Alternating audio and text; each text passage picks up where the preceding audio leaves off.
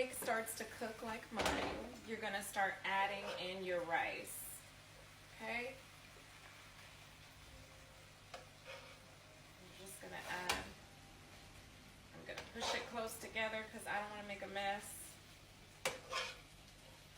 okay? That looks like enough.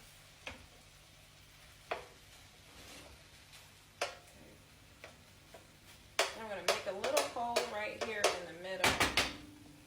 I'm going to add my egg. We'll go ahead and just do 2 in this batch and the other one in the other batch because we're going to put it all together. And I'm just going to have one big old pot of rice.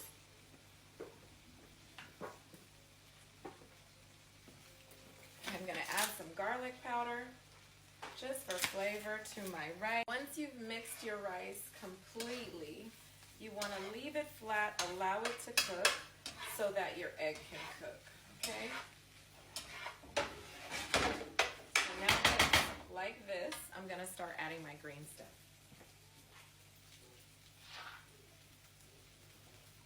And I just want to take half of everything that I cut up,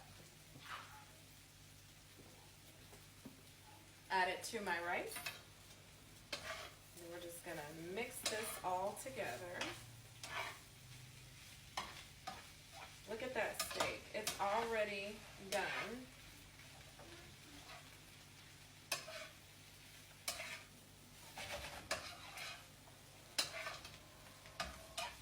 Once we have the green in there, I'm gonna go in last with my bean sprout. Heaven! Beautiful. Rice is all green and beautiful. I'm gonna go ahead and add some bean sprout to this, because I love a little crunch with fried rice. We're just kind of warming these bean sprouts up. Look at that rice. That looks perfect. This is exactly the consistency that I was looking for.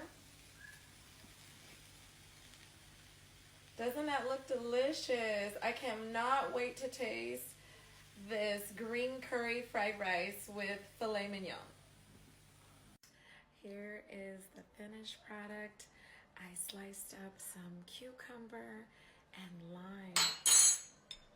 I think lime will be a perfect addition to this fried rice. So you just put it on top, help with the heat, because it is going to be a little spicy. I love using a spoon for fried rice.